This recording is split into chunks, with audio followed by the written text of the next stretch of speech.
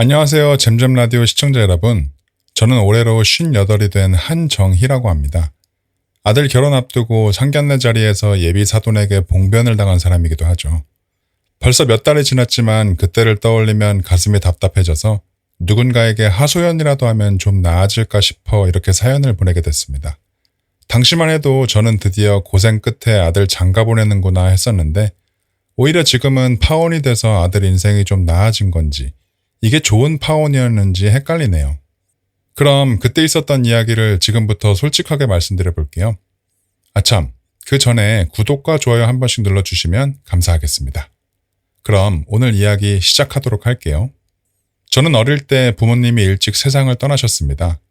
그래서 친척집을 여기저기 옮겨 다니며 컸어요. 밥은 굶지 않았지만 어느 집에서도 제 자리는 없었죠. 밥상 끝에 앉으면 어른들이 대놓고 말하진 않아도 눈빛으로 말했습니다. 에휴, 어쩌다 저런 게 집에 들어와서 하는 눈빛 있잖아요. 그래서 저는 살아남기 위해 눈치 보는 법부터 먼저 배웠습니다. 그래서 그런 건지 제 첫 결혼도 오래가지 못했어요. 얼렁뚱땅 나이가 차서 결혼을 하긴 했는데 이게 정말 쉽지 않더라고요. 누구 잘못이다 말할 수는 없지만 저는 사실 가족이라는 말 앞에서 겁이 많았습니다. 어린 시절 트라우마인가 봐요. 그때는 누군가에게 기대는 것도 서툴렀고 누군가를 끝까지 붙잡는 것도 자신이 없었습니다. 그렇게 2년도 못 가고 이혼을 했어요. 그 뒤로는 한참을 혼자 살다가 참 우연히 38에 강민수라는 남자를 만났습니다. 결혼은 내 팔자에 없겠거니 하고 살았는데 사람 일이라는 게 정말 알 수 없더라고요. 건설 현장에서 일하는 사람이었고 말수는 적었지만 누구보다 속이 깊은 사람이었습니다. 뭘 바라는 것도 아니고 묵묵히 제 옆을 지키는 모습에 저도 차츰 마음을 열게 되었죠. 그 사람에게는 초등학교 1학년 아들 태준이가 있었어요. 태준이 엄마는 민수 씨가 사업에 망하자 짐 싸서 야반도주했다고 하더라고요. 처음 태준이를 만난 날 아이는 저를 빤히 보더니 인사도 하지 않고 방으로 들어갔습니다. 저는 서운하다기보다 마음이 아팠어요. 어린 나이에 아직도 친엄마를 그리워하면서 아빠 눈치만 보는데 엄마랑 살던 집에 낯선 여자가 들어왔으니 얼마나 싫었겠어요. 저는 억지로 엄마 노릇을 하려 하지 않았습니다. 그냥 밥을 차렸고 도시락을 싸줬고 아이가 좋아한다는 계란말이를 조금 더 자주 해줬죠. 그래도 태준이는 저를 끝까지 아줌마라고 불렀습니다. 아줌마, 아빠 언제 와요? 아줌마, 제 양말 어디 있어요? 그럴 때마다 저는 웃으며 대답했지만 가끔은 속이 쓰렸습니다. 엄마 소리 듣고 싶어서가 아니라 저 아이가 누구에게도 마음을 열지 못하는 게 보여서 그랬어요. 그러던 어느 겨울밤이었습니다. 민수 씨가 현장 사고 수습 때문에 늦는 날이었는데 태준이가 갑자기 고열로 축 늘어졌어요. 저는 아이를 없다시피 해서 응급실로 뛰어갔죠. 아이 몸은 불덩이 같았고 저는 병원 의자에 앉아 밤새 아이 손을 잡고 있었습니다. 새벽녘에 열에 들뜬 태준이가 제 손을 꼭 붙잡고 중얼거리더라고요. 엄마, 가지마. 내가 잘못했어. 그 한마디에 제 마음이 무너졌습니다. 평소엔 저를 밀어내던 아이가 사실은 버림받는 거에 가장 겁을 내고 있었던 거예요. 저는 그 손을 놓을 수가 없었습니다. 그리고 그날 저는 깨달았죠. 이 아이가 나를 엄마로 받아들이든 아니든 적어도 나는 이 아이 곁에서 다른 어른들처럼 사라져버리면 안 되겠구나. 그런데 참 야속하게도 그런 마음을 먹은 지 오래지 않아 민수 씨가 세상을 떠났습니다. 재혼한 지 3년쯤 됐을 겁니다. 아침에 오늘 좀 늦을 것 같아 하고 나간 사람이 저녁에는 사고 소식으로 돌아왔습니다. 장례식장에 앉아있는데 아무 소리도 들리지 않았어요. 향 냄새도 조문객 발소리도 누가 제 어깨를 두드리는 느낌도 모두 멀게만 느껴졌습니다. 그때 태준이는 초등학교 4학년이었습니다. 덩치가 작아서 검은 양복 소매가 손등을 덮고 있었어요. 아이는 영정사진 앞에서 울지도 못한 채 서 있었습니다. 장례가 끝나기도 전에 친가 쪽에서 아이 이야기가 나왔습니다. 남편 누나인 미란 씨가 저를 구석으로 부르더니 말하더라고요. 정희 씨, 이제 태준이 문제는 우리가 알아서 할게. 정희 씨도 아직 젊은데 피도 안 섞인 애 붙잡고 살 필요 없잖아. 처음엔 정말 데려가겠다는 줄 알았습니다. 그런데 그게 아니었어요. 큰 집은 애가 셋이라 어렵고 작은아버지는 형편이 안 되고 할머니는 연세가 많으니 결국 시설이나 먼 친척집을 알아보자는 말이었습니다. 사실상 고아원에 갖다 버린다는 얘기였죠. 그 순간 제 어린 시절이 떠올랐습니다. 밥상 끝에 앉아 눈치 보던 아이. 어느 집에서도 우리 애가 아니었던 아이. 저는 그날 장례식장 한복판에서 정신이 번쩍 들었습니다. 태준이는 제가 데리고 살 거예요. 미란 씨가 기가 찬다는 듯 웃었습니다. 정희 씨, 감정적으로 그러지 마. 계모가 아무리 잘해도 계모야.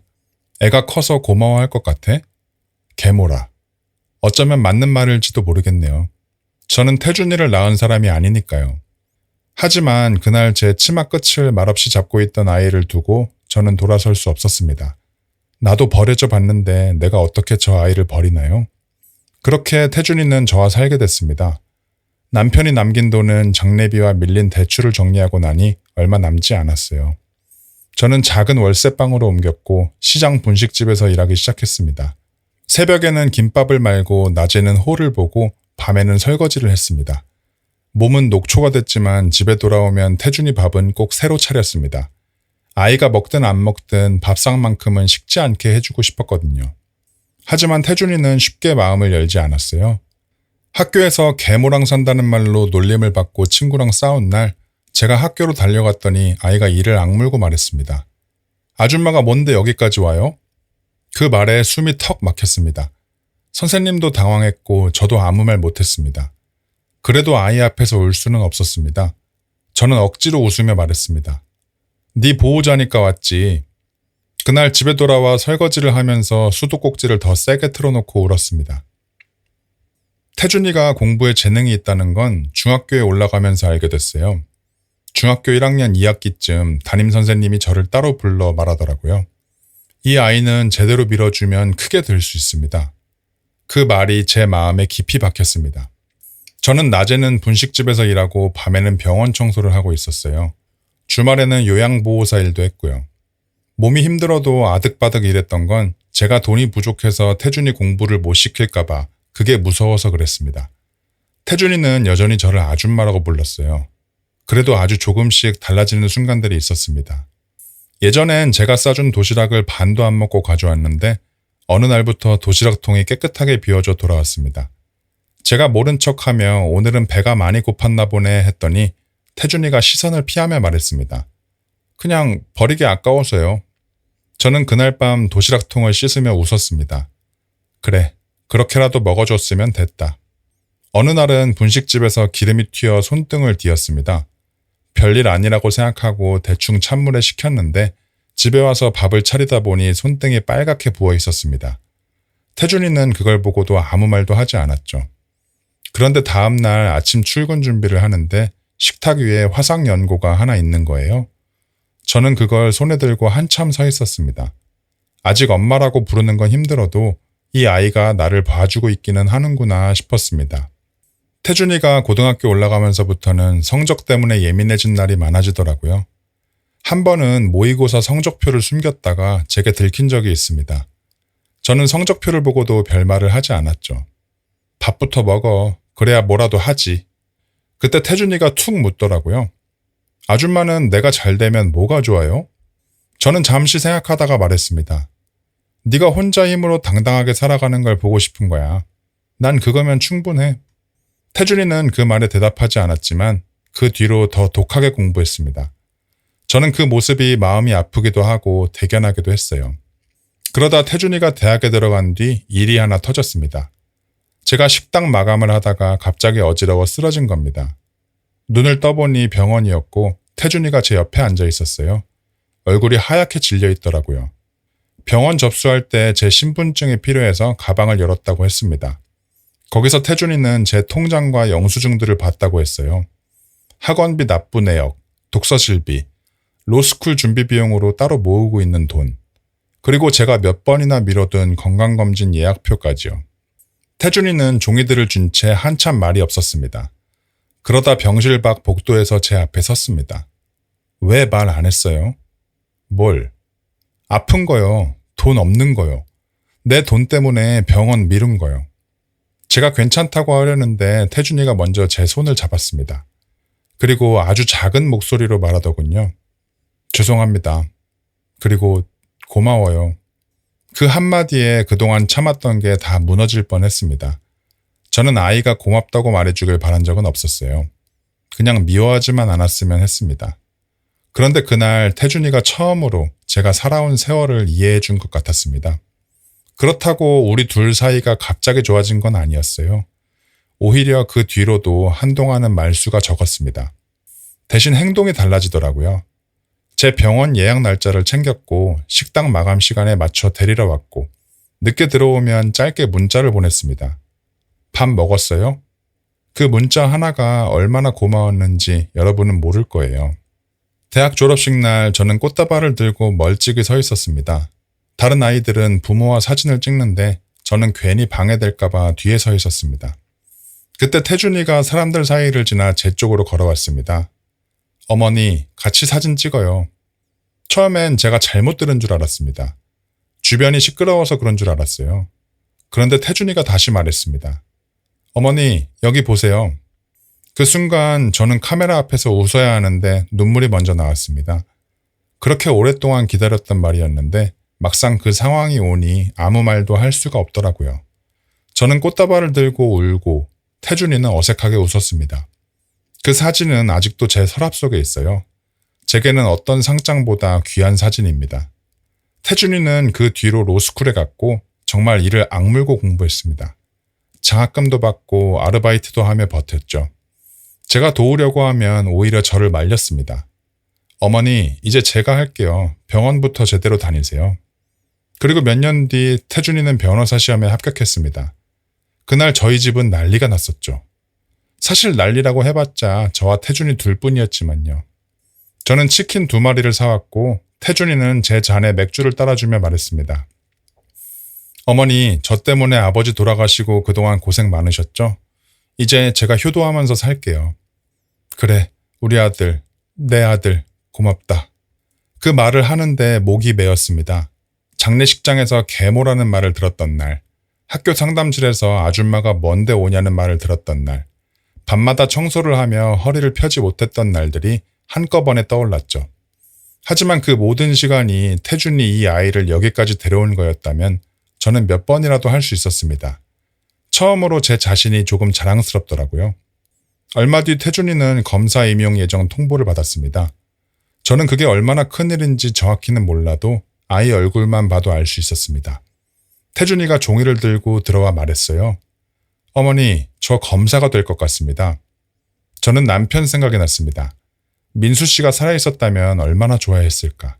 그리고 부끄럽지만 이제는 저도 조금 어깨를 펴도 되지 않을까 하는 생각이 들었어요. 그 무렵 태준이가 결혼하고 싶은 사람이 있다고 했습니다. 이름은 윤서윤, 로스쿨 때부터 알고 지낸 사람이라고 했습니다. 집안의 경사가 겹친 거죠. 서윤이는 처음 만났을 때 참 단정하고 예의가 바른 사람이었어요. 제 손을 두 손으로 잡고 말하더군요. 어머님, 말씀 많이 들었습니다. 저는 혹시 부담스러울까봐 편하게 부르라고 했지만 그 애는 고개를 저었습니다. 태준 씨가 어머니라고 부르는 분이면 저한테도 어머님이세요.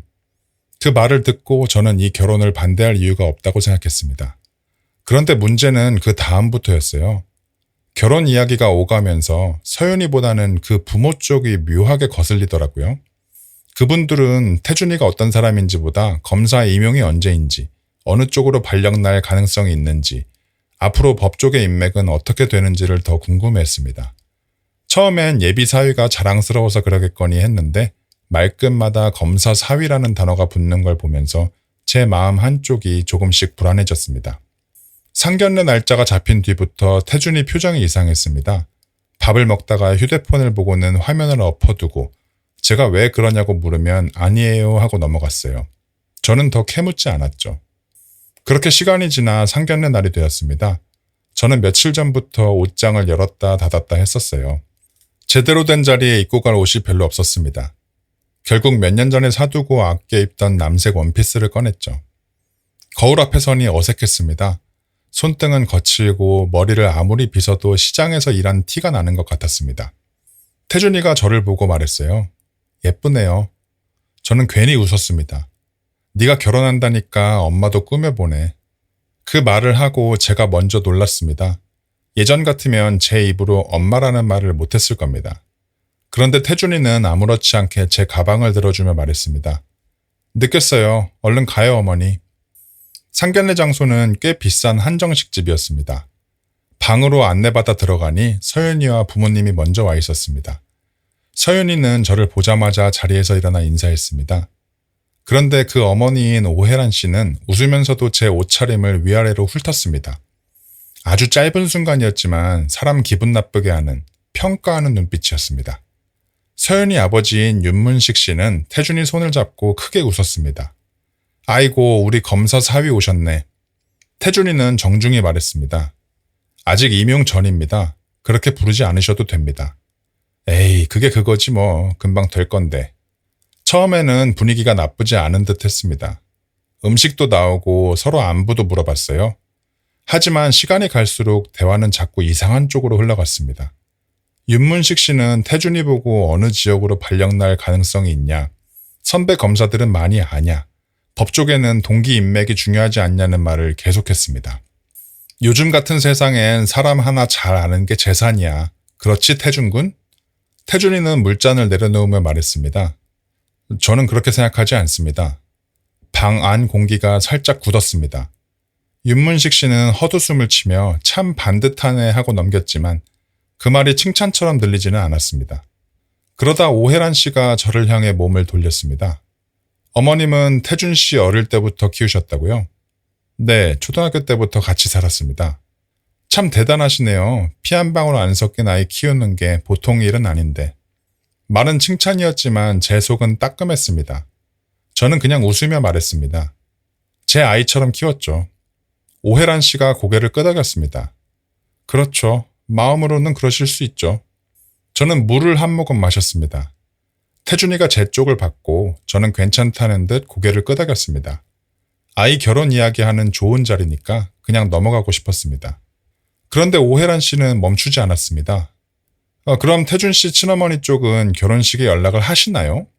저는 순간 어이가 없어서 눈이 동그래졌습니다. 뜬금없이 친엄마 타령이라뇨?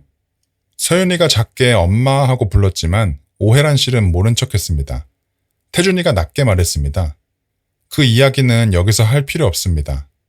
아니, 필요하죠. 결혼식이라는 게 양가 어른들 모시는 자리잖아요.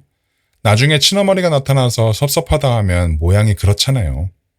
윤문식 씨도 거들었습니다. 맞아. 태준군 같은 사람은 앞으로 사회적 위치가 생길 텐데 집안일도 깔끔해야 해. 그 말을 듣는데 심장이 쿵 내려앉았습니다. 저 사람들이 걱정하는 건 태준이 마음이 아니라 남들이 볼 모양새였습니다. 오혜란 씨는 가방에서 접힌 종이를 꺼냈습니다. 자세히 보니 좌석 배치표였습니다. 혼주석, 직계 가족석, 친척석 같은 글자가 적혀 있었습니다. 그래서 제가 미리 한번 생각해 봤어요. 어머님 마음은 저희도 알지만 친어머니는 아니시니까 혼주석보다는 가까운 친척석이 더 자연스럽지 않을까 싶어서요. 순간 제 귀가 멍해졌습니다. 저는 아무 말도 못했습니다. 속으로는 괜찮다, 뒤에 앉아도 된다, 아이 결혼만 잘 되면 된다 하면서 스스로를 달래고 있었습니다. 그런데 이상하게 손끝이 떨렸습니다. 태준이가 젓가락을 내려놓았습니다. 지금 무슨 말씀을 하시는 겁니까? 오혜란 씨는 웃으며 말했습니다. 오해하지 마세요. 어머님을 무시하려는 게 아니라 하객들이 볼 때 모양이 좀 그렇다는 거죠. 친어머니도 아닌 분이 혼주석에 앉으면 사람들이 물어볼 수도 있고요. 그때 윤문식 씨가 한술 더 떴습니다. 태준군, 어른들이 이런 말 해주는 것도 다 자네 생각해서야. 앞으로 검사 될 사람인데 체면도 중요하지. 솔직히 말해서 계모는 계모잖아. 검사 사위 체면도 생각해야지. 방안이 조용해졌습니다. 저는 그 말이 제 가슴에 그대로 꽂히는 걸 느꼈습니다. 태준이가 천천히 고개를 들었습니다. 방금 뭐라고 하셨습니까? 윤문식 씨는 태준이 표정을 보고서야 분위기가 심상치 않다는 걸 느낀 것 같았습니다. 하지만 이미 뱉은 말을 거둘 수는 없었죠. 그는 헛기침을 하며 말했습니다. 아니, 내 말은 현실적으로 그렇다는 거지. 태준 군도 기분 나쁘게 듣지 말고. 태준이가 다시 물었습니다. 제 어머니를 계모라고 부르신 건가요? 오혜란 씨가 급히 끼어들었습니다. 태준 씨, 아버님 말씀이 표현이 좀 거칠었을 뿐이지 저희가 어머님을 무시하려는 건 아니에요. 결혼식은 양가 체면도 있으니까. 저는 태준이 팔을 살짝 잡았습니다. 그만하라는 뜻이었어요. 아이 결혼을 제 손으로 망치고 싶지 않았습니다. 태준아, 괜찮아. 제가 그렇게 말하자 태준이가 저를 쳐다봤습니다. 미안함과 분노가 같이 들어있는 얼굴이었어요. 어머니는 괜찮으실지 몰라도 저는 안 괜찮아요. 태준이는 천천히 심호흡을 한번 하고 휴대폰을 꺼내면서 오해란 씨를 바라봤습니다. 상견례 전에 저한테 문자 보내셨죠? 오해란 씨 얼굴이 굳었습니다. 문자야 보낼 수 있지. 결혼 준비하려면 연락할 일이 얼마나 많은데. 네, 그래서 제가 그대로 보관했습니다. 태준이는 휴대폰 화면을 열어 테이블 위에 내려놓았습니다. 그리고 차분하게 읽었습니다. 어머님은 혼주석보다 가까운 친척석이 더 자연스럽지 않을까요? 괜히 말 나올까봐 조심스럽네요. 오해란 씨 입술이 파르르 떨렸습니다. 그건 정말 조심스러워서 물어본 거잖아요. 그래서 제가 답장으로 말씀드렸죠. 방금 그 말씀 못 들은 걸로 하겠다고요. 조심스러우셨으면 제 어머니를 빼는 방향이 아니라 어떻게 존중할지 물으셨어야 합니다. 방 안이 다시 조용해졌습니다. 그제서야 저는 태준이가 왜 며칠 동안 표정이 어두웠는지 알았습니다. 제가 상처받을까봐, 결혼이 깨질까봐 그 사이에서 혼자 버티고 있었던 겁니다. 윤문식 씨가 표정을 굳히며 말했습니다. 태준 군, 왜 문자 하나 가지고 이렇게 예민하게 굴어? 결혼 준비하다 보면 그런 얘기도 할 수 있지. 태준이는 이번엔 윤문식 씨를 바라봤습니다. 아버님도 저한테 연락하셨죠? 조카분 음주운전 건 조용히 해결하려면 어떻게 할 수 있냐고. 그리고 회사 하도급 조사 관련해서도 제가 아는 선배가 있으면 분위기만 물어봐 달라고 하셨습니다. 윤문식 씨가 급히 손을 저었습니다. 아니, 그건 부탁이 아니라 그냥 물어만 본 거야. 진짜 궁금하니까. 가족될 사람끼리 그 정도 얘기도 못하나? 저는 아직 임용 전입니다. 그리고 임용된 뒤에라도 그런 이야기는 가족끼리 편하게 할 수 있는 말이 아니죠. 그 말을 듣는 순간 저는 이 집안이 태준이를 어떻게 보고 있었는지 이해했습니다. 그 사람들에게 태준이는 필요할 때 꺼내 쓸 수 있는 검사 사위 정도였어요. 그리고 저는 이 결혼에 어울리지 않는 계모였던 겁니다. 한동안 침묵이 흐르다가 오해란 씨가 서윤이를 바라보며 말했습니다.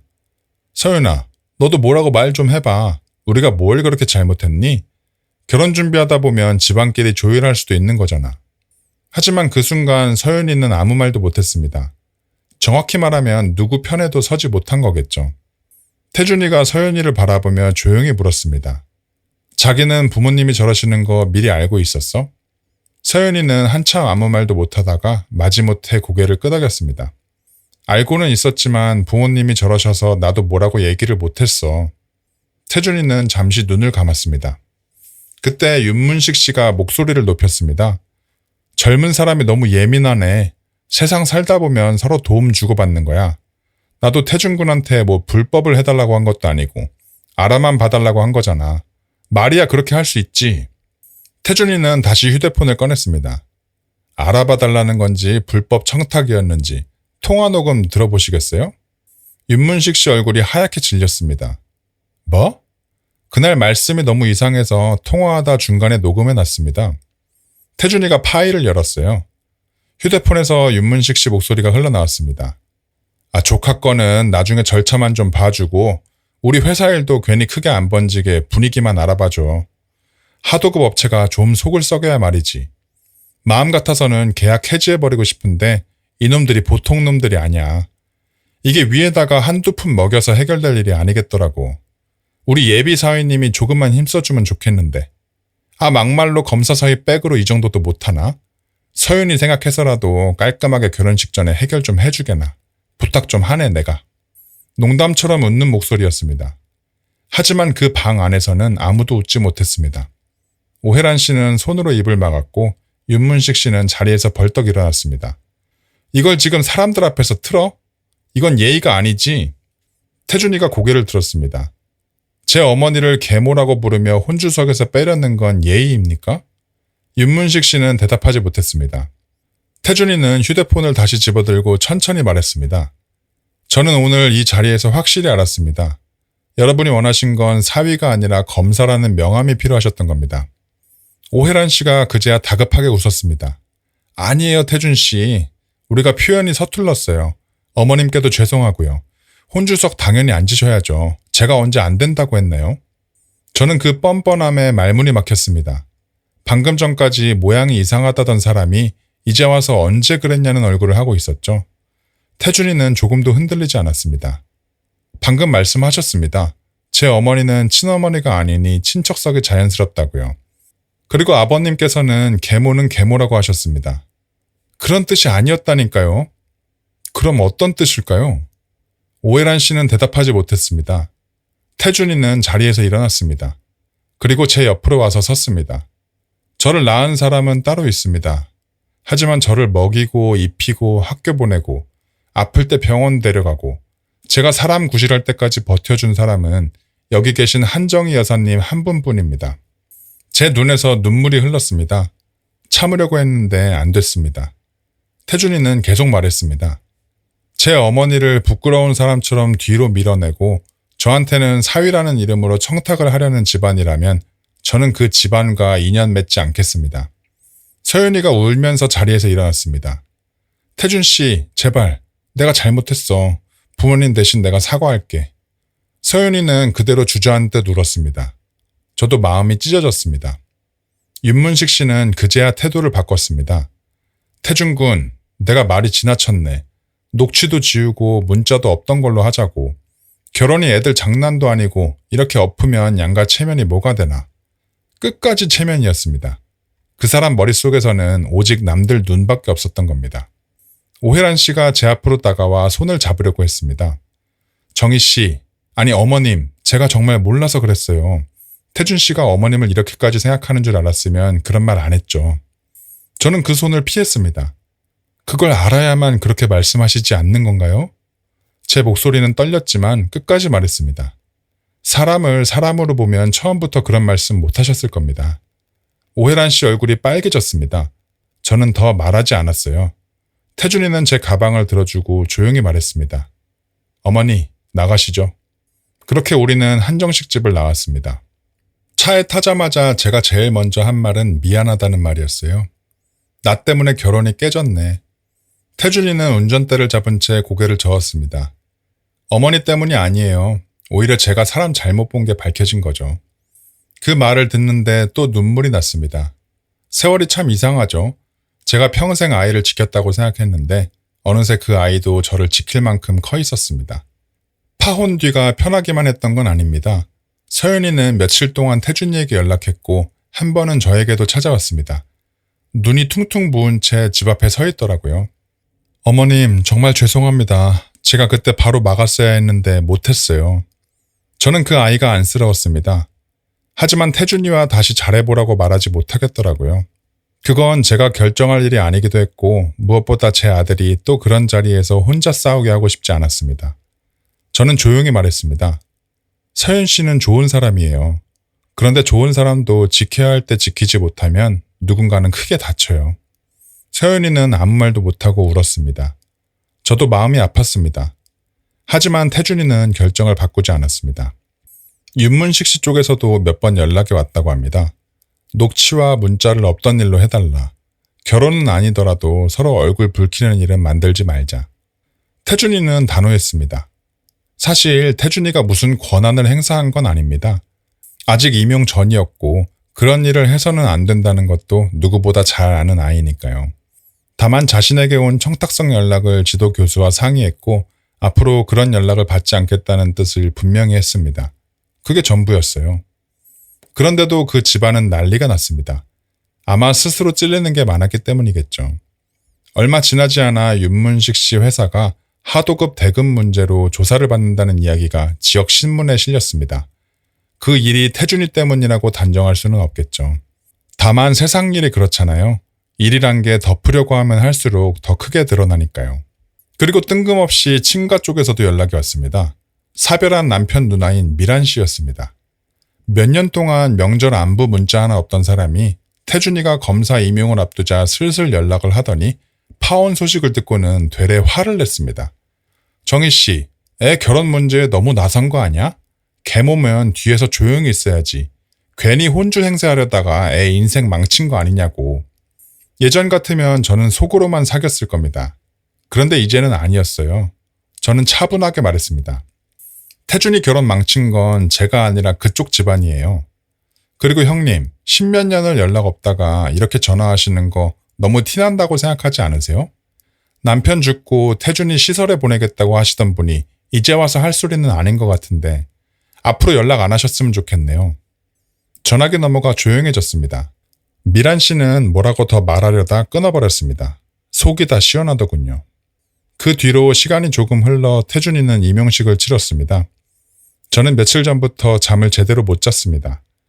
이번엔 뭘 입어야 하는지, 꽃은 사가야 하는지, 혹시 제가 가도 되는 자리인지 별별 생각에 다 들었습니다. 태준이는 그런 저를 보고 피식 웃었습니다. 어머니, 이번엔 숨을 자리 없어요. 제일 앞에 앉으셔야 돼요. 앞자리는 높은 분들이 앉는 거 아니니? 그러자 태준이가 말했습니다. 제일 높은 분이 어머니잖아요. 이 아이는 요즘 들어 자꾸 사람을 울립니다. 예전에는 말이 없어 속을 태우더니 이제는 한마디 한마디가 제 마음을 흔들어 놓네요. 임용식 날 저는 상견례 때 입었던 남색 원피스를 다시 꺼냈습니다. 한동안 그 옷을 보면 마음이 아파서 못 입겠더니 그날은 이상하게 다시 입고 싶었습니다. 식장에 앉아 태준이 이름이 불리는 걸 듣는데 남편 생각이 났습니다. 민수 씨가 살아있었다면 제 손을 꼭 잡고 울었겠죠? 저는 마음속으로 말했습니다. 당신 아들 잘 컸다고, 나 고생했다고 한 번만 말해달라고. 내가 서툴고 부족했지만 그래도 여기까지 왔다고요. 행사가 끝나고 사람들이 사진을 찍는 동안 태준이가 제게 다가왔습니다. 손에는 꽃다발이 들려 있었죠. 저는 당연히 제가 꽃을 줘야 한다고 생각했는데 오히려 태준이가 제게 꽃다발을 내밀었습니다. 어머니 고생하셨어요. 주변 사람들이 저를 바라봤습니다. 태준이는 조금도 망설이지 않고 말했습니다. 제 어머니예요. 사진을 찍는데 제가 또 울었습니다. 태준이는 이제 익숙하다는 듯 웃으며 말했습니다. 어머니 사진만 찍으면 우시네요. 그러게 나도 내가 왜 이러는지 모르겠다. 앞으로는 웃을 일만 있게 해드릴게요. 그 말에 저는 하늘을 봤습니다. 참 오래 걸렸어요. 한 아이에게 엄마가 되는데 20년 가까운 시간이 걸렸습니다. 어떤 날은 포기하고 싶었고 어떤 날은 내가 정말 남의 아이 인생에 끼어든 게 아닌가 싶었습니다. 하지만 이제는 알아요. 가족은 혈연으로만 만들어지는 게 아니라 끝까지 남아준 시간으로도 만들어진다는 걸요. 지금도 저는 시장 근처에서 일합니다. 예전처럼 무리해서 밤까지 일하지는 않습니다. 태준이가 하도 난리를 쳐서 병원도 정기적으로 다니고 쉬는 날에는 동네 산책도 합니다. 태준이는 바쁘지만 틈만 나면 전화를 해요. 어머니 식사하셨어요? 그 한마디가 저는 아직도 어색하고 좋습니다. 그리고 가끔은 남편 사진 앞에 앉아 이런저런 이야기를 합니다. 당신 아들 잘 컸으니까 걱정하지 말라고요. 그러면 사진 속 남편이 웃는 것 같습니다. 잼잼 라디오 시청자 여러분, 긴 이야기 들어주셔서 감사합니다. 구독, 좋아요 한 번씩 눌러주시고 어디에 계시던 계시는 모든 곳에 행복과 웃음이 가득하시기를 바라겠습니다. 고맙습니다.